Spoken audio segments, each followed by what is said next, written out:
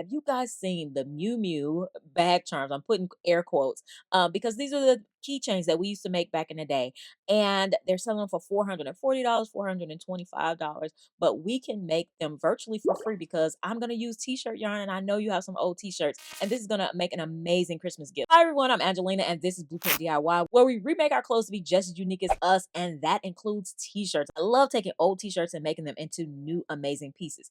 So let's do it. For this project, typically people will use some type of lanyard or a shoelace cord, like this one right here. I love how it turned out. But today we are going to use my t-shirt yarn to make one of these, so at least you can get the cording for free. In addition to that, I'm going to use these little charms that I found at, I believe, Joann Fabrics, and then some little jump rings, and any type of charm will do. And you'll also need either a keychain, a key ring, or a lobster clasp, whichever one you prefer. In order to make our t-shirt yarn this time, we're going to do it slightly different to make sure that we have enough yarn, enough length.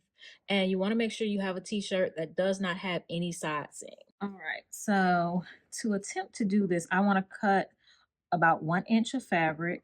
I'll make a small slit, and then I'm just going to cut the top layer. And when I get to the end, I'm going to go back on the other side and keep cutting. And now when I cut, I want to go from this point to 1 inch above that last point. Now, I could have opened it up. Also going to cut this to 1 inch above.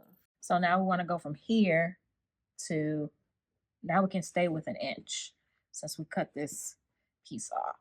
And we only want to cut one layer, not what's underneath. You see how it creates like this sliver, triangular sliver underneath. And you can actually keep going until you run out. This is how you actually make a whole roll of t-shirt yarn. All right. So now all we have to do is stretch, and it'll roll up on itself.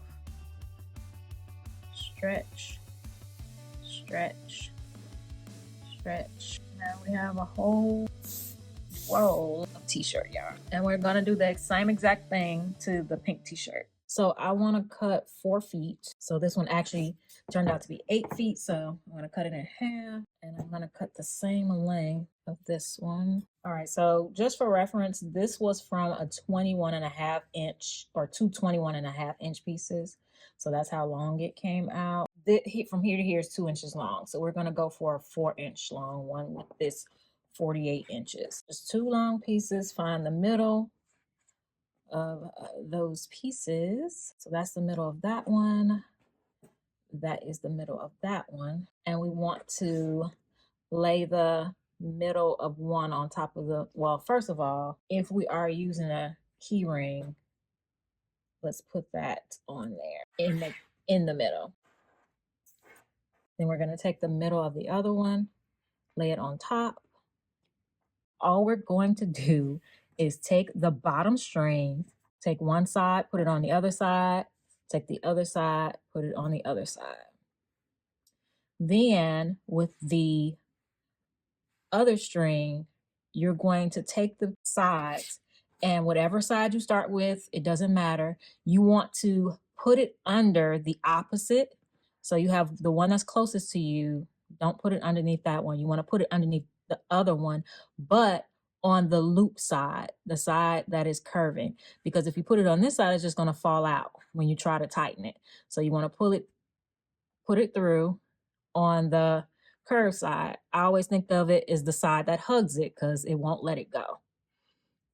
Then you're going to take the other side, and you don't put it underneath the one that is directly next to it. You put it underneath the other one on the curved side, the side that will hug it. Once you got that, you can start to pull the strings, tighten them, and now I have the beginning of my chain. On the bottom side, all you'll see is the blue or whatever chain you started with. On the top side, you'll see your pattern. After that, you just want to continue doing what you did. Take one side, put it over to the other side. Create 2 loops. This will get easier as you have more chain to hold, but it's not hard. And you do the exact same thing. You take the opposite one, pass by the first one, go under the second one on the loop side, the side that will hug it. And with the t-shirt yarn, with the other one that I did, it doesn't even really matter what side it's on. You can see some are on the loop, like the closed side, some are on the open side. Still looks great. And you take that other one, pass by the first one, go underneath the second one on the loop side, the side that will hug it, and pull all strings to tighten. And you just want to make sure that all the strings are tightened about the same amount. And you want to just continue that over and over and over. But we do want to add some charms. Okay, so we're going to do gumball machine, the pink and the blue gummy bears, and then the pink and the blue lollipop. All right, so we're going to use these little jump rings in order to make these be able to attach to the cord. Let's see. Yeah, we're going to use the big rings. The big rings. I don't have any of my jewelry making tools here at the office. These typically are pretty easy to open. And so I'm going to take the first one, put the charm on it, and attach it to the string and close it. Make sure you close them so that they meet, so that it doesn't come off. And then we're going to continue this just like before, over, through and through. So now our gumball is going to sit on there like that. And if you want to add several of them so it hangs down more, you can. So we're going to keep going and adding more gumballs as we go, maybe every third or so. I don't want to put them all on that same pink side. Put some on the blue, some on the opposite side pink, so that it is three-dimensional. However, you are more than welcome to do whatever you like. Now, I told you to make it tight, but I'll show you a part where I feel like I over-tightened. You see that? You can see the other color because I feel like I over-tightened. And you can tell it's the same stitch because right there you can see it too. So be careful of that. Don't want to over-tighten. And there's several ways to finish these. On the black one that I did, it is, and this is a spiral. And I'll show you in a second how to do the spiral. But you just tie it in a knot. And then you don't have to finish it on the end, but these are aglets. Mine came in a kit where it's several different finishes, and then the aglet tool, if you don't want to go to that trouble. But for this one, the tie is kind of bulky, but I think I'm gonna finish it off with no tails. So let me show you how to do that. So we're just gonna keep going so that it's as long as I want it to be. And then when we get to the end, just pull this up a little bit and add some glue underneath each position. And then we'll pull it as tight as we can and let it dry. Then afterwards, we'll cut the excess.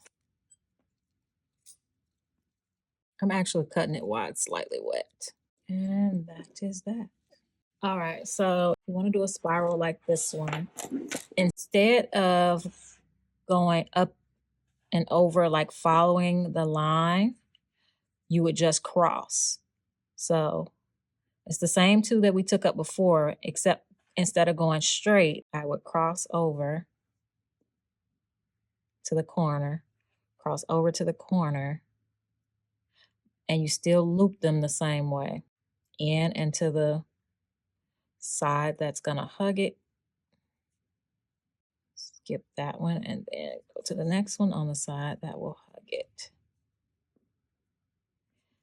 And it'll make a square just like before, and you pull.